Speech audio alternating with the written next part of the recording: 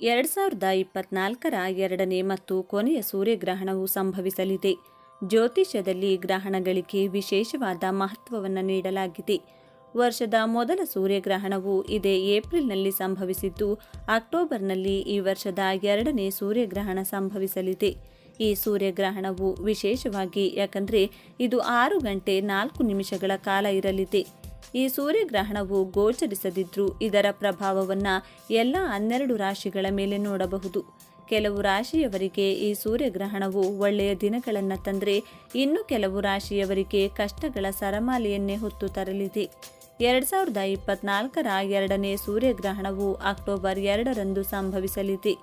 ವರ್ಷದ ಎರಡನೇ ಸೂರ್ಯಗ್ರಹಣವು ಯಾವ ರಾಶಿಯವರ ಜೀವನದಲ್ಲಿ ಭಾರೀ ಲಾಭವನ್ನುಂಟು ಮಾಡಲಿದೆ ಅಂತ ವಿಡಿಯೋದಲ್ಲಿ ತಿಳಿದುಕೊಳ್ಳೋಣ.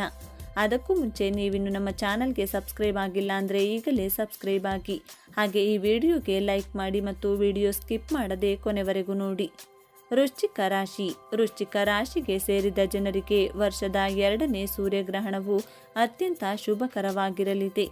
ಈ ದಿನದ ಮೊದಲಾರ್ಧದಲ್ಲಿ ವೃಶ್ಚಿಕ ರಾಶಿಗೆ ಸೇರಿದವರು ಯಾವುದೇ ಹೊಸ ಕೆಲಸವನ್ನು ಪ್ರಾರಂಭಿಸಬಹುದು. ವರ್ಷಗಳಿಂದ ಅಪೂರ್ಣಗೊಂಡಿದ್ದ ಈ ರಾಶಿಯವರ ಕೆಲಸಗಳೆಲ್ಲವೂ ಈಗ ಒಂದೊಂದಾಗಿ ಪೂರ್ಣಗೊಳ್ಳಲು ಪ್ರಾರಂಭವಾಗುತ್ತದೆ.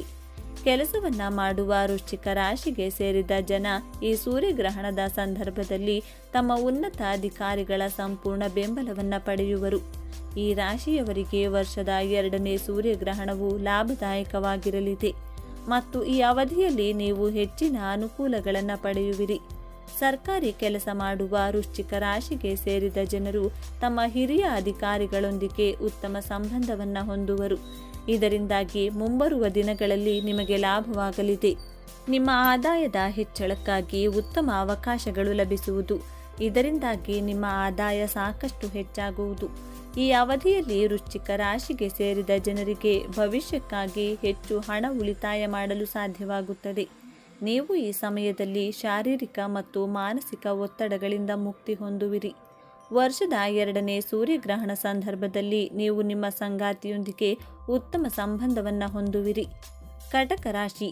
ವರ್ಷದ ಎರಡನೇ ಸೂರ್ಯಗ್ರಹಣವು ಕಟಕ ರಾಶಿಗೆ ಸೇರಿದ ಜನರಿಗೆ ಲಾಭದಾಯಕವಾಗಿರಲಿದೆ.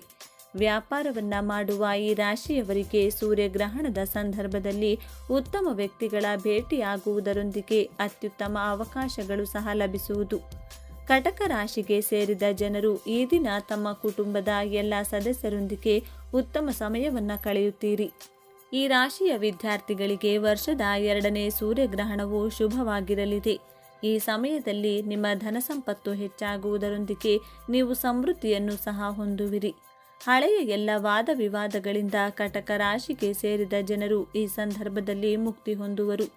ನಿಮ್ಮ ಮನೆಯವರೆಲ್ಲರ ಸಂಪೂರ್ಣ ಬೆಂಬಲವು ನಿಮಗೆ ದೊರಕುವುದು. ಇದರಿಂದಾಗಿ ನಿಮ್ಮ ಗುರಿಯನ್ನು ತಲುಪುವಲ್ಲಿ ನೀವು ಯಶಸ್ಸು ಸಾಧಿಸುತ್ತೀರಿ. ಸಮಾಜದಲ್ಲಿ ನಿಮ್ಮ ಗೌರವ ಮತ್ತು ಖ್ಯಾತಿಯು ಹೆಚ್ಚಾಗುತ್ತದೆ. ಆಧ್ಯಾತ್ಮಿಕತೆಯಲ್ಲಿ ಕಟಕ ರಾಶಿಗೆ ಸೇರಿದ ಜನರ ಆಸಕ್ತಿ ಈ ಸಂದರ್ಭದಲ್ಲಿ ಹೆಚ್ಚಾಗಲಿದೆ. ಕೆಲಸದ ವಿಚಾರದಲ್ಲಿಯೂ ಈ ಸಮಯದಲ್ಲಿ ನಿಮಗೆ ಶುಭವಾಗಲಿದೆ. ನಿಮ್ಮ ಜೀವನದಲ್ಲಿ ಹೊಸ ವಿಷಯಗಳು ನಡೆಯಬಹುದು. ಕಟಕ ರಾಶಿಗೆ ಸೇರಿದ ಜನರು ಈ ಅವಧಿಯಲ್ಲಿ ಅತ್ಯುತ್ತಮವಾದ ಬದಲಾವಣೆಯನ್ನು ಕಾಣುವರು. ಮಿಥುನ ರಾಶಿ. ಮಿಥುನ ರಾಶಿಗೆ ಸೇರಿದ ಜನರಿಗೆ ವರ್ಷದ ಎರಡನೇ ಸೂರ್ಯಗ್ರಹಣವು ಉತ್ತಮವಾದ ದಿನವಾಗಿರಲಿದೆ. ಈ ಅವಧಿಯಲ್ಲಿ ನಿಮ್ಮ ಆದಾಯ ಸಾಕಷ್ಟು ಹೆಚ್ಚಾಗಲಿದೆ. ಕೆಲಸವನ್ನು ಮಾಡುವ ಮಿಥುನ ರಾಶಿಗೆ ಸೇರಿದ ಜನರಿಗೆ ಅತ್ಯುತ್ತಮವಾದ ಅವಕಾಶಗಳು ಲಭಿಸುವುದು. ಇದರಿಂದಾಗಿ ನಿಮಗೆ ಬಡ್ತಿ ಪಡೆಯುವ ಯೋಗ ರೂಪುಗೊಳ್ಳಲಿದೆ. ಈ ಸಮಯದಲ್ಲಿ ಮಿಥುನ ರಾಶಿಗೆ ಸೇರಿದ ಜನರು ತಮ್ಮ ಸ್ನೇಹಿತರನ್ನ ಭೇಟಿಯಾಗಬಹುದು. ವರ್ಷದ ಎರಡನೇ ಸೂರ್ಯಗ್ರಹಣ ಸಂದರ್ಭದಲ್ಲಿ ನಿಮ್ಮ ಸಂಗಾತಿಯೊಂದಿಗೆ ಉತ್ತಮ ಸಮಯವನ್ನು ಕಳೆಯುತ್ತೀರಿ. ಈ ಸಮಯದಲ್ಲಿ ಮಿಥುನ ರಾಶಿಗೆ ಸೇರಿದ ಜನರಿಗೆ ಹೆಚ್ಚು ಲಾಭವಾಗಲಿದೆ.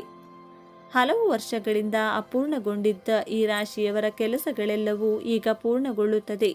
ಈ ಅವಧಿಯಲ್ಲಿ ಮಿಥುನ ರಾಶಿಗೆ ಸೇರಿದ ಜನರು ಎಲ್ಲ ಕ್ಷೇತ್ರಗಳಲ್ಲಿಯೂ ಕೂಡ ಯಶಸ್ಸು ಗಳಿಸಲಿದ್ದಾರೆ. ಸ್ನೇಹಿತರೊಂದಿಗೆ ಉತ್ತಮ ಸಮಯವನ್ನು ಕಳೆಯುವಿರಿ. ಇದರೊಂದಿಗೆ ನೀವು ಹೊಸ ಸ್ನೇಹಿತರನ್ನು ಗಳಿಸುವ ಯೋಗವಿದೆ. ವರ್ಷದ ಎರಡನೇ ಸೂರ್ಯಗ್ರಹಣ ಈ ಸಂದರ್ಭದಲ್ಲಿ ಕೆಲಸದ ಕ್ಷೇತ್ರದಲ್ಲಿ ನೀವು ಉತ್ಸಾಹದಿಂದ ಪಾಲ್ಗೊಳ್ಳುವಿರಿ ಮತ್ತು ನಿಮ್ಮ ಕೆಲಸಗಳೆಲ್ಲವೂ ಸುಧಾರಿಸಲಿದೆ. ಇದರಿಂದಾಗಿ ಮಿಥುನ ರಾಶಿಗೆ ಸೇರಿದ ಜನರು ತಮ್ಮ ಮೇಲಾಧಿಕಾರಿಗಳನ್ನು ಸಂತೋಷಪಡಿಸುವರು ಮತ್ತು ಅವರ ಸಂಪೂರ್ಣ ಬೆಂಬಲವನ್ನು ಪಡೆಯುತ್ತೀರಿ. ಮೇಷರಾಶಿ, ಈ ಸೂರ್ಯಗ್ರಹಣದ ಕಾರಣದಿಂದಾಗಿ ಹೆಚ್ಚು ಆದಾಯ ಗಳಿಸಲು ಅನೇಕ ಅವಕಾಶಗಳು ಸಿಗುತ್ತವೆ. ಇದರಿಂದಾಗಿ ನಿಮ್ಮ ಆರ್ಥಿಕ ಸ್ಥಿತಿಯನ್ನು ಸುಧಾರಿಸಲಾಗುತ್ತದೆ. ಯಾವುದೇ ಯೋಜನೆಯಲ್ಲಿ ಹಿಂದೆ ನೀವು ಹೂಡಿಕೆ ಮಾಡಿದರೆ ಅದರಿಂದ ಯೋಜನೆಗಳನ್ನು ಪಡೆಯುತ್ತೀರಿ. ಯಾವುದೇ ನ್ಯಾಯಾಲಯದಲ್ಲಿ ಯಾವುದೇ ಪ್ರಕರಣ ನಡೀತಾ ಇದ್ದರೆ ಆ ನಿರ್ಧಾರ ನಿಮ್ಮ ಪರವಾಗಿ ಬರಬಹುದು. ಪ್ರಮುಖ ತೊಂದರೆಯು ದೂರವಾಗುವುದರಿಂದ ನೀವು ನೆಮ್ಮದಿಯ ನಿಟ್ಟುಸಿರು ಬಿಡುತ್ತೀರಿ. ವ್ಯಾಪಾರದಲ್ಲಿ ಅಪೇಕ್ಷಿತ ಪ್ರಗತಿ ಕಂಡುಬರುವುದು ಈ ರಾಶಿಯವರಿಗೆ ಲಾಭದಾಯಕವಾಗಲಿದೆ. ನಿಮ್ಮ ಶಾರೀರಿಕ ಮತ್ತು ಮಾನಸಿಕ ಸ್ಥಿತಿ ಉತ್ತಮವಾಗಿರುವುದು ಮತ್ತು ನೀವು ಸಕಾರಾತ್ಮಕ ಪ್ರಭಾವಕ್ಕೆ ಒಳಗಾಗುವುದರಿಂದ ನೀವು ಸರಿಯಾದ ನಿರ್ಧಾರವನ್ನು ತೆಗೆದುಕೊಳ್ಳಬಹುದು. ವ್ಯಾಪಾರಿಗಳು ಹೆಚ್ಚು ಲಾಭ ಪಡೆಯುವರು. ಪ್ರೀತಿಯಲ್ಲಿ ಇರುವವರ ಜೀವನ ಉತ್ತಮವಾಗಿರುವುದು. ಕೆಲಸದಲ್ಲಿರುವವರಿಗೆ ಬೇರೆ ಕಂಪನಿಯಿಂದ ಉತ್ತಮ ಅವಕಾಶಗಳು ಲಭಿಸುವುದು. ಕುಟುಂಬದಲ್ಲಿನ ಮನಸ್ತಾಪಗಳು ದೂರವಾಗುವುದು. ಗಂಡನ ಮನೆಯವರೊಂದಿಗೆ ಉತ್ತಮ ಸಂಬಂಧವನ್ನು ಹೊಂದುವಿರಿ. ವರ್ಷದ 2ನೇ ಸೂರ್ಯಗ್ರಹಣ. ಈ ವರ್ಷದ 2ನೇ ಸೂರ್ಯಗ್ರಹಣವು ಅಕ್ಟೋಬರ್ 2024 ರಂದು ಸಂಭವಿಸಲಿದೆ. ಇದು ಕ್ಯಾಲೆಂಡರ್ ಪ್ರಕಾರ 2ನೇ ಸೂರ್ಯಗ್ರಹಣವು ರಿಂಗ್ ಆಫ್ ಫೈರ್ ಅನ್ನು ಸೂಚಿಸುತ್ತದೆ. ಚಂದ್ರನು ಸೂರ್ಯನೊಂದಿಗೆ ಹೊಂದಿಕೆಯಾದಾಗ ಇದು ರೂಪುಗೊಳ್ಳುತ್ತದೆ. ಆದಾಗ್ಯೂ ಭೂಮಿಯಿಂದ ಸೂರ್ಯನ ದೂರದಿಂದಾಗಿ ಸೂರ್ಯನ ಸುತ್ತಲೂ ವೃತ್ತಾಕಾರದ ವೃತ್ತವು ರೂಪುಗೊಳ್ಳಲಿದೆ. ಚಂದ್ರನ ಸೂರ್ಯನನ್ನು ಸಂಪೂರ್ಣವಾಗಿ ಆವರಿಸದಿದ್ದಾಗ ಸೂರ್ಯಗ್ರಹಣ ಸಂಭವಿಸುತ್ತದೆ. ಈ ಕಾರಣದಿಂದಾಗಿ ಸೂರ್ಯನ ಹೊರಭಾಗವು ಪ್ರಕಾಶಮಾನವಾದ ವೃತ್ತಾಕಾರದ ವೃತ್ತವಾಗಿ ಗೋಚರಿಸುತ್ತದೆ. ನೀವು ಇದನ್ನು ಭಾರತದಲ್ಲಿ ವೀಕ್ಷಿಸಲು ಸಾಧ್ಯವಾಗದಿದ್ದರೆ ಜನರು ಅದನ್ನು ಆನ್ಲೈನ್ ಲೈವ್ ಸ್ಟ್ರೀಮ್ನಲ್ಲಿ ವೀಕ್ಷಿಸಬಹುದಾಗಿದೆ. 2024ರಲ್ಲಿ ವರ್ಷದ 2ನೇ ಸೂರ್ಯಗ್ರಹಣ ರಾತ್ರಿ ಯಾವಾಗ ಸಂಭವಿಸುತ್ತದೆ ಅಂತ ನೋಡೋದಾದರೆ, ಈ ವರ್ಷದ 2ನೇ ಸೂರ್ಯಗ್ರಹಣವು 2024ರ ಅಕ್ಟೋಬರ್ 2ರಂದು ಸಂಭವಿಸಲಿದೆ.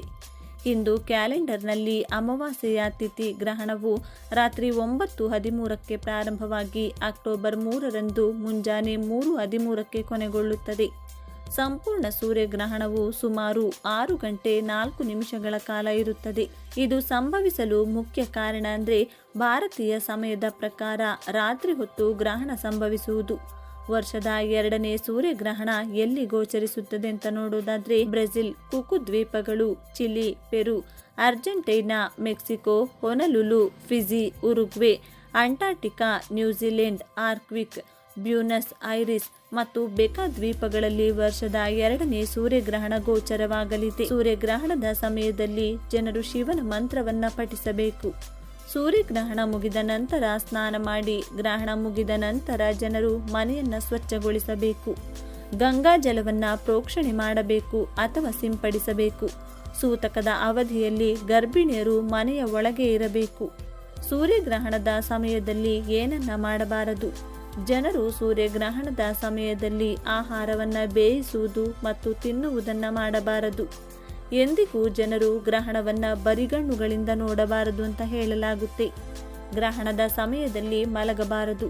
ಸೂರ್ಯಗ್ರಹಣದ ಮೊದಲು ಜನರು ತುಳಸಿ ಎಲೆಗಳನ್ನು ನೀರು ಮತ್ತು ಆಹಾರದಲ್ಲಿ ಹಾಕಬೇಕು. ಗ್ರಹಣದ ಸಮಯದಲ್ಲಿ ಅನೇಕ ಜನರು ತೀಕ್ಷ್ಣವಾದ ವಸ್ತುಗಳನ್ನು ಬಳಸಬಾರದು. ಈ ಮಾಹಿತಿ ನಿಮಗೆ ಇಷ್ಟವಾಗಿದ್ದಲ್ಲಿ ದಯವಿಟ್ಟು ಶೇರ್ ಮಾಡಿ, ಲೈಕ್ ಮಾಡಿ ಮತ್ತು ನಮ್ಮ ಚಾನಲ್ಗೆ ಸಬ್ಸ್ಕ್ರೈಬ್ ಆಗಿ. ಎಲ್ಲರೂ ಭಕ್ತಿಯಿಂದ ಓಂ ನಮಃ ಶಿವಾಯ ಅಂತ ಕಮೆಂಟ್ ಮಾಡಿ. ಧನ್ಯವಾದಗಳು.